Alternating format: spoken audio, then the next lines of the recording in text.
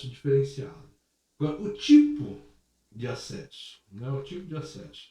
Então, a gente falou, por exemplo, em fita magnética, né? O acesso à fita magnética é um acesso que a gente diz sequencial. Então, é na sequência. Eu preciso ler todas as informações antes de chegar na informação que está lá no meio da fita, ou no final da fita. Eu preciso não necessariamente fazer uma leitura de todo, mas eu preciso passar por todas aquelas informações. Né? Então, esse tipo de acesso sequencial é um tipo de acesso com tempo, né? Com tempo de acesso muito ruim. Né? O que a gente chama de tempo de acesso aleatório. Né? Então, são justamente sistemas que eu posso ir diretamente à informação que eu quero sem passar por todos os outros que estão na minha frente. Né? Então, você dá o endereço e ele vai diretamente nesse endereço. Então, por exemplo, lá o seu MP3, ou o seu CD-ROM, ou Blu-ray, né? Você pode falar, olha, eu quero escutar a faixa número 5, a faixa número 8, e ele vai direto na faixa 5, direto na faixa 8, sem você ter que bobinar e passar por todas as outras informações antes, né? Ele vai direitinho lá na música número 5, lá que você optou, né? Oi? Ô, professor, a gente podia trazer o exemplo aí do HD e do SSD? Sim, sim. Sobre a diferença, a velocidade de acesso. No caso aí, por exemplo, o HD, né? O HD e o SSD. Né? SSD. Então, vamos falar neles aqui. Ó. O tipo de acesso de ambos é tipo de acesso aleatório. Então você vai indicar para os dois, né, o local onde está o dado que você quer ler ou que você quer escrever, e ele vai diretamente naquele dado e vai fazer a escrita e a leitura, ou a leitura daquela informação. Tá? Então, essa é então do ponto de vista tipo de acesso, ambos são idênticos.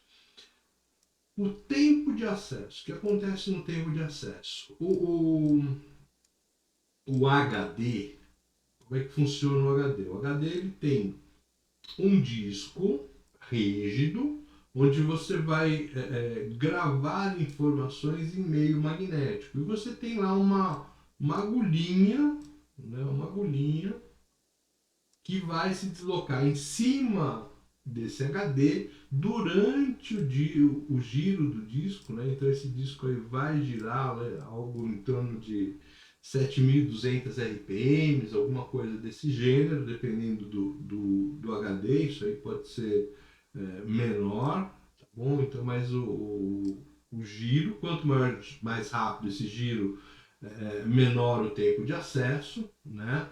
E aí essa agulhinha que está aí bem no meio vai fazer o quê? Vai fazer a leitura dessas informações que estão gravadas aí nesse meio magnético. Normalmente a gente lê aí um conjunto de informações que é uma trilha completa. Né? Então normalmente é difícil no HD a gente ter uma menos leitura do que uma trilha completa, né? Porque é o giro do disco, basicamente, e ele entrou ali naquela trilha, ele já vai lá e tumba, faz o giro dele, tá bom? Então, o que acontece com o HD? O tempo de acesso dele é um tempo relativamente longo. Por quê? Porque é um dispositivo eletromecânico. Você percebeu que você tem aquela agulha ali, né? Então, na ponta ali, quem que movimenta esse cara aqui, ó, essa agulha? É um motor. Aqui também, quem está fazendo ele girar é o outro motor, né? Então, você, às vezes, por exemplo, você está com essa informação, sua agulha pode estar até na posição, na trilha que você quer ler na posição dela, porém, a rotação do disco, ela te impede de você fazer a leitura porque você está numa posição de leitura aqui inadequada para aquela, né? Então você tem que esperar, por exemplo, o disco dar meia volta, um quarto de volta. Isso aqui já para a eletrônica, né, é um tempo muito grande. É um tempo muito grande. Por mais que seja daí da ordem de microsegundos, né, ele é um tempo muito grande. Então, o HD, né, qual que é o grande problema do HD? Ele ser eletromecânico. Né? Então, é um dispositivo eletromecânico. Bom, o SSD, o que é SSD? Seria Solid State Disco, né? Solid State Disco. Então, é um disco em estado sólido. Na verdade, ele não é um disco, né? Mas ele todo o armazenamento dele é feito em dispositivos, em chips, né? Como se ele fosse uma grande memória, né?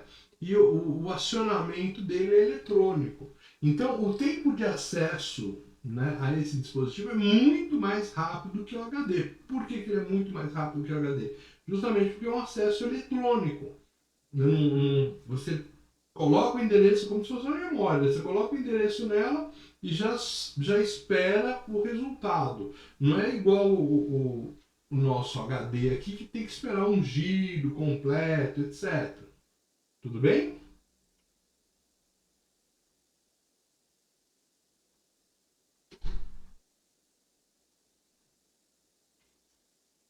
Legal? Matou a dúvida aí? Quem é que trocou ultimamente aí um HD por um SSD? Eu, professor. Então, e aí, como é que foi como é Ah, que foi professor, o muito tempo bom, hein? de acesso aí na primeira Eu vez? achava que o notebook tava com problema. Até falei com o Valdomiro também, ele até me deu umas dicas, tal, faz isso, faz aquilo, e nada resolvia, né? Aí o HD era de 1 tera, fui lá e coloquei esse SSD, se eu não me engano, de 200 e pouco, não sei. E só sei que parece que é outro computador, hein, professor? É um avião, virou um avião. O tempo de É muito resposta bom. dele é coisa da ordem aí. Eu acho que é É, 100 vezes mais rápido que o HD. Eu não tenho essa comparação na cabeça aí, mas é alguma coisa desse gênero, tá? é muito rápido mesmo, vale a pena, hein? Vale a pena. E qual é o problema dele, assim, a nível de quantidade? Por exemplo, você tem um HD de 1 tera, né? Então, por quê? Por conta da quantidade de discos. Às vezes isso aqui não tem um disco só, às vezes ele tem 3, 4 discos aí para aumentar a capacidade dele. E aí, consequentemente, ele vai ter também 3, 4 agulhas para fazer o aumento aí da capacidade, né? Então é muito fácil você aumentar a capacidade a nível de, putz, olha, 1 terabyte tal, de armazenamento, sem falar aquelas coisas que a gente comentou, né? Mas, e aí o SSD não, né? Como ele é um dispositivo em estado sólido, ele é memória mesmo, né? Então, ele é um dispositivo, para esse ponto de vista, ele é um pouco mais caro. Então, ele consome aí a nível de chip mesmo, né? Então por isso que eu não tenho aí dispositivos aí muito maior que os 500 GB, 250 GB. Esse é lógico que isso vai aumentar, né? Então a tecnologia vai melhorando, isso vai aumentar aí a capacidade, obviamente, né? Você vai ficar com todos os seus, né, programas aí nessa velocidade aí. Mas se você tiver, né? Então o que eu fiz, por exemplo, quando eu mudei para um SSD, eu coloquei no meu SSD só né, o principal, que é o sistema operacional, né, o Word, né, o Office que você está usando toda hora, né? Então outras coisas, por exemplo, a gente já deixou, né? Mesmo no HD tradicional, ele precisou acessar, ele acessa uma vez ou outra, tal. Então você vai controlando. Coloca no HD aquilo que você usa mais, né? Tipo sei lá, o navegador de internet, né? Então essas coisas que você usa mais, você deixa no SSD, né? E as coisas que você usa menos, coloca aí no seu HD, né? Pode ter, até ser um backup desse SSD também. Tá bom? Professor, Oi. mas ele só está falando aí, coloca no HD, seria o quê? Aí no caso o HD já ficaria externo, seria isso? Bom, o que eu fiz no caso do meu computador, né? No meu computador, no meu notebook, né? A gente não tinha espaço, né? Eu peguei, desativei o leitor de DVD, né? Tirei e no lugar do leitor do DVD eu coloquei um carinha aí e adaptei o meu HD. Então o HD principal, que era o meu HD principal, eu coloquei ele no lugar do DVD e coloquei o SSD na principal. Não, o Edson fez isso também. Ah, entendi. Entendeu? E obviamente que você pode também, por exemplo, deixar o seu HD externo, né? Mas num case, né? A gente chama de case, né? Então põe lá, compra o casezinho, É, eu fiz isso. uns 15, 20 reais, e esse cara vai te virar um HD externo que você pode ter esse acesso aí via USB, né? Pra você não Ô, perder as professor, informações e tal. Oi. eu posso, tem case para SSD também, essas coisas ou não? Então, o No mesmo, caso. o mesmo case que você usa para o HD, você pode usar para SSD. Ah, tá. Porque assim, né, no caso, o HD também, ele pode, no caso assim, mesmo ele sendo externo, ele é lento também, né? Independente se ele está interno ou Sim, não, ele continua sendo lento, né? exato, exato. Mas aí Entendi. qual que é o intuito, né? Quando você pega, por exemplo, você pegar aquele HD e não jogar fora, né? Então a gente até tem que ter um cuidado com ele, porque dentro do computador você já tem todo aquele cuidado do computador. Quando ele vai para o case, né? Ele perde esse cuidado nosso, entendeu? Então é uma coisa que você pega, põe no bolso, do bolso daqui a pouco ele cai, entendeu? Então você tem muita mais probabilidade, né, de você efetuar uma quebra. Esse cara, uma vez, lembra que isso aqui é uma agulhinha, né, em cima de um disco e tal. Então se você riscar, por exemplo, esse disco perde informação naquele local lá, ele perde, entendeu? Então ele é o cara mais frágil desse ponto de vista, né? Obviamente você coloca no case o SSD, então não tem problema, é como se fosse um pendrive, né? Só que é um pendrive com capacidade de HD aí, né? Uma capacidade grande, né? Então não é um pendrivezinho, não. O seu pendrive já é um pouquinho maior aí e tal, né? Mas pode ser colocado no SSD. A, a, a conexão, né, é o que importa, né? E a conexão que você tem tanto para o SSD como para o HD é a mesma, né? E isso você no case ele não vai enxergar se você está encaixando nele lá um HD ou um SSD. Como a via de comunicação é a mesma, não há problema, tá?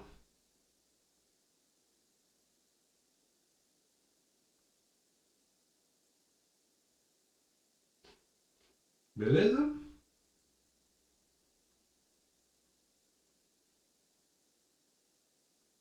Tá ótimo então. Bom, aí a gente tem uma outra classificação quanto à volatilidade, né? O que é uma coisa volátil? Por exemplo, o éter é volátil.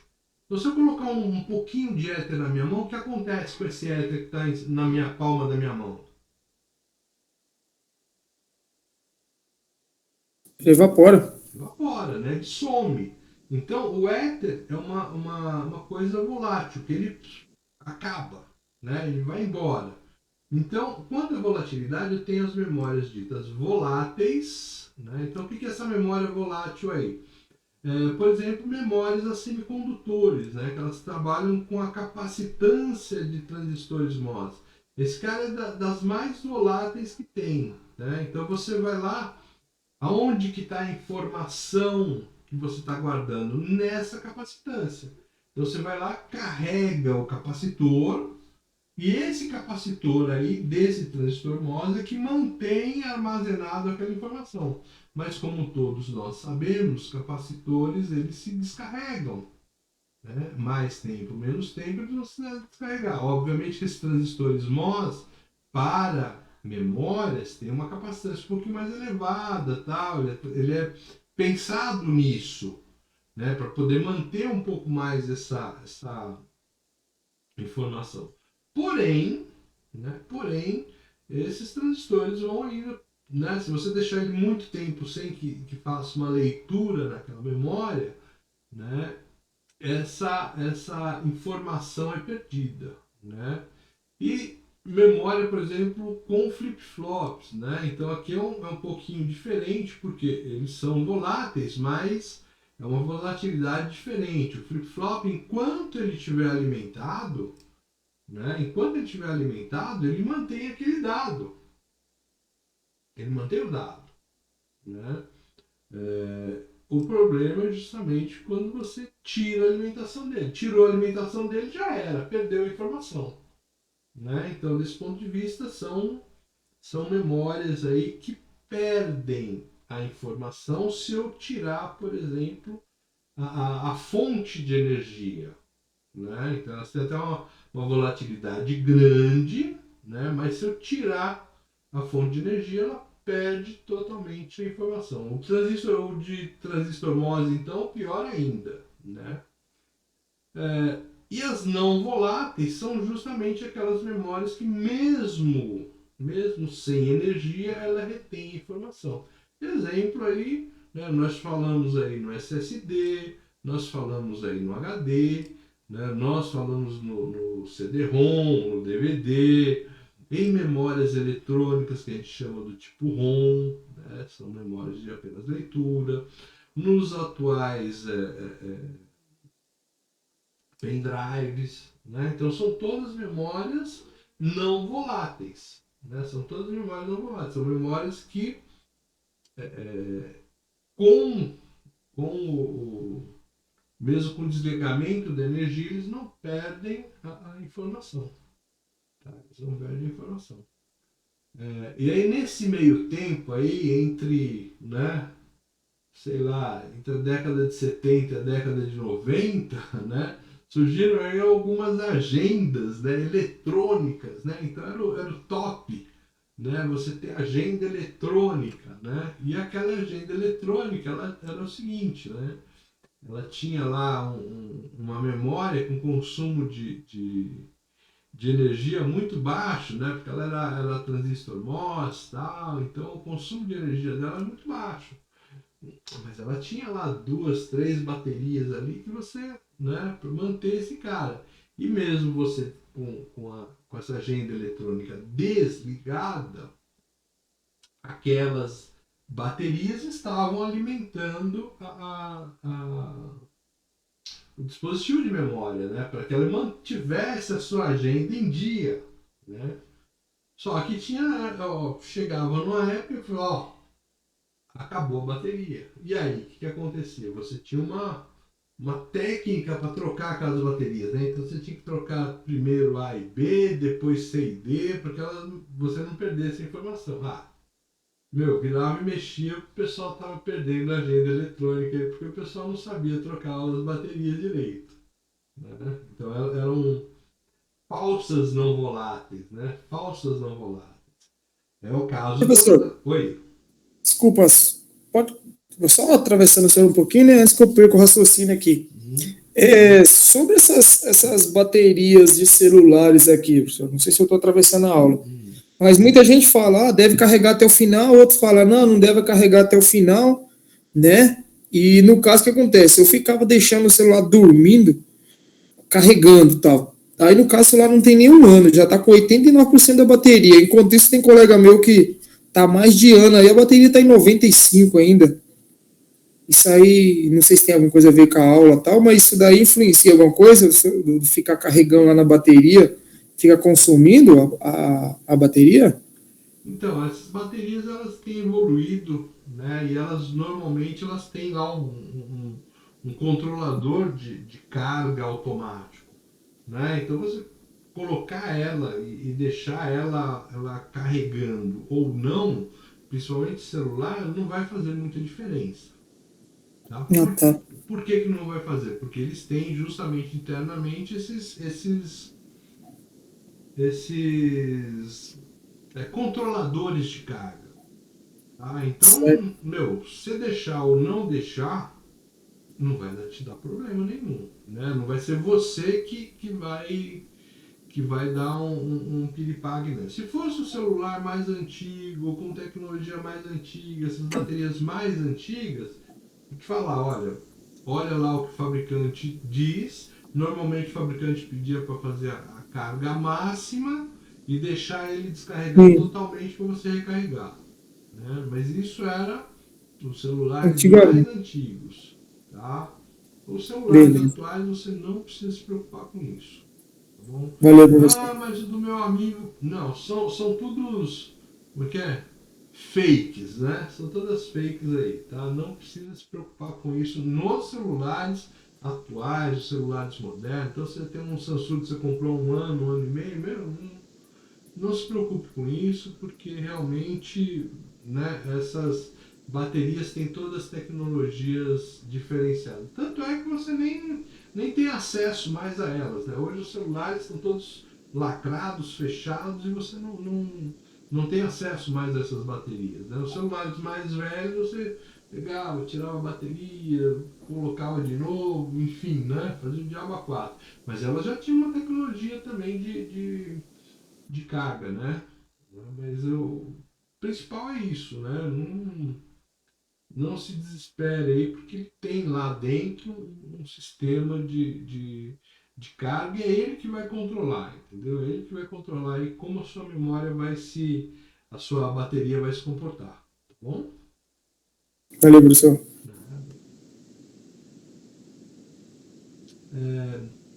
Troca de dados, né? Então eu tenho memórias que eu posso ler e escrever, né? Então uma leitura e escrita.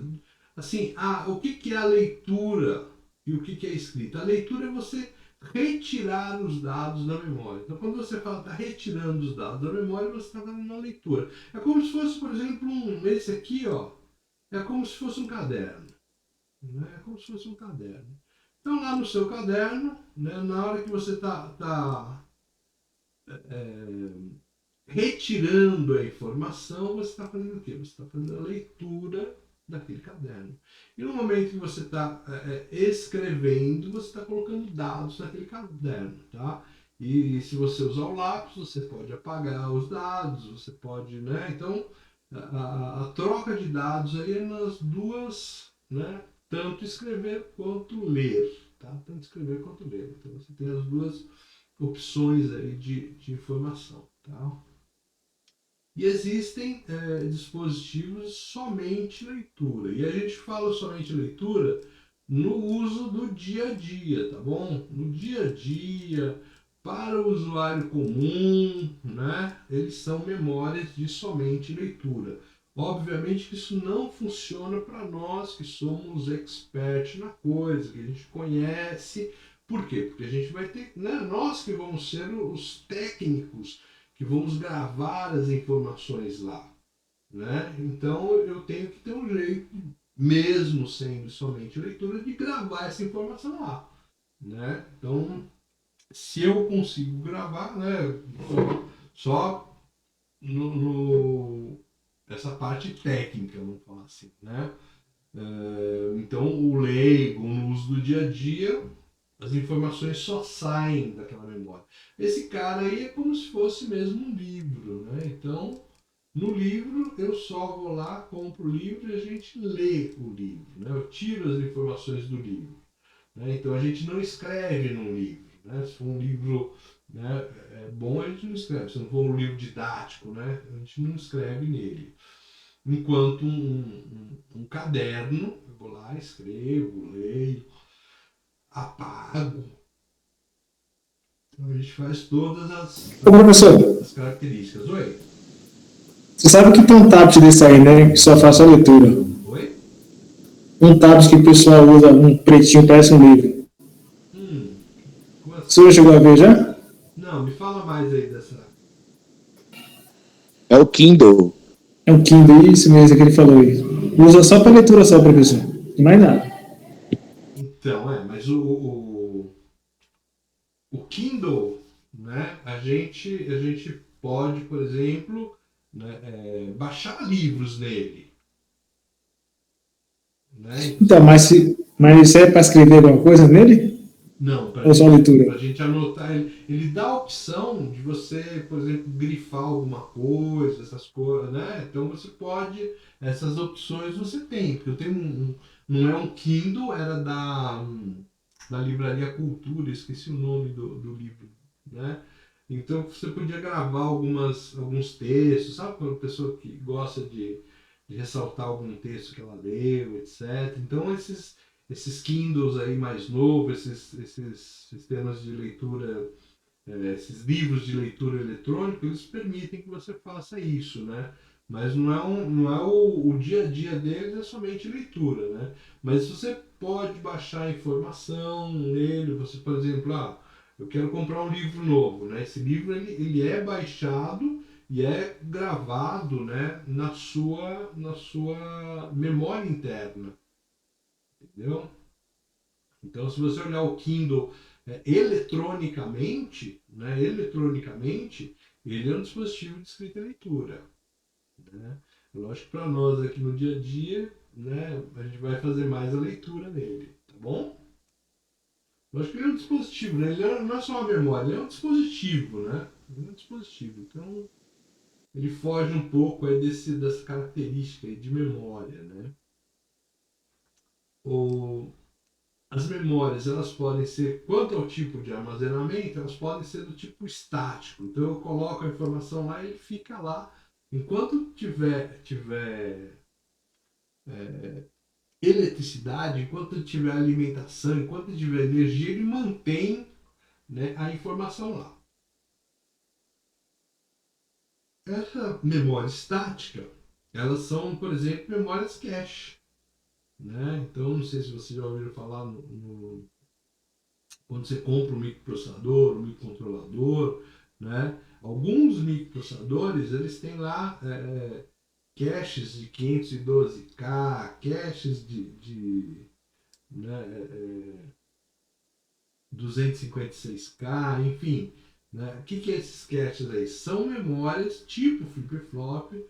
Qual é a característica dela? Elas são memórias mais rápidas, né? Então são mais rápidas do que as memórias do nosso dia a dia. Por isso que elas estão colocadas nos computadores. Por serem colocadas nos computadores, elas são mais caras.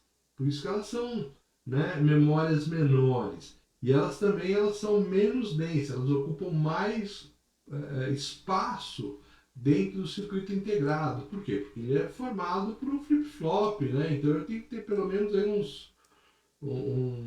nós vimos aí na prática, né? Para ter um flip-flop mínimo, eu tenho no mínimo duas portas, né? No mínimo duas portas, né? Então eu tenho lá, sei lá, tem lá uma porta NAND aqui, outra porta NAND aqui, né? Uma saída, outra. Não precisa ter duas saídas para minha memória, né? Aqui, ó, né? Então aqui é a entrada de gravação, aqui é a entrada de reset. Enfim, esse cara aqui, né? Ele despende de uma área de fabricação maior, né? Ele despende de uma área de fabricação maior para eu poder armazenar isso aqui, né? Então eu tenho aí, vamos dizer aqui, uns 4 transistores aqui para fazer esse cara aqui, tá? Então ela é menos densa. Ela é menos densa, ela ocupa mais espaço aí no meu chip, né? Por isso ela é mais cara também, né? Por isso ela é mais cara também. As memórias dinâmicas, né? Então, quais são as memórias dinâmicas? São aquelas que eu comentei com vocês que eram, né, feitas nas capacitâncias dos transistores, né? Então, o que ocorre? Ela precisa de uma operação que a gente chama de refresh, né? Ela precisa de um refresco para ela não perder a informação, né? Para não perder a informação. O legal dessa memória é que com um único transistor, eu já tenho aqui uma informação de né, uma informação gravada, um bit de memória aqui. Enquanto nesse sistema aqui com flip-flop, eu preciso de 4 transistores aí para ter um bit de memória. Então, esta memória dinâmica aí, ela é muito mais densa, né? No lugar onde eu coloco aqui um bit nessa memória estática, eu estou colocando 4 bits de memória dinâmica, né? Então, por isso, ela sendo aí mais densa, ela acaba sendo aí mais barata, né? A informação de armazenamento é mais barata. Em compensação, ela é mais devagar. Por que ela é mais devagar? Por que essa memória aqui dinâmica, que precisa de refresh, ela é mais devagar? O que vocês acham?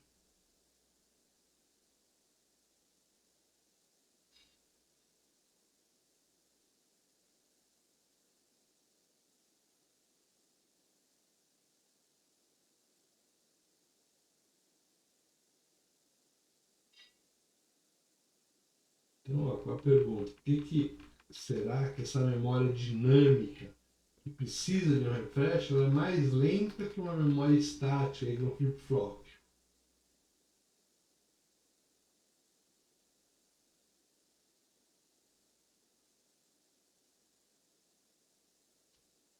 Vai que, né, vai que, no momento em que a gente vai fazer uma leitura nesta memória dinâmica, ela está numa operação de refresh. Então eu não posso exigir, eu não posso pedir o dado dela. Eu vou ter que esperar até que ela acabe essa operação de refresh. Tá? Então por isso que ela é mais lenta. Então as memórias estáticas, elas não precisam de operação de refresh. Você pede, ele coloca o dado. Né? Já as memórias dinâmicas, ocorre o quê? Ocorre que elas precisam de tempo em tempo receber um refresh, e recebendo esse refresh ela tem que dar uma parada na operação dela. Tá? Parando a operação, ela acaba ficando mais lenta. Tudo bem? Respondido aí?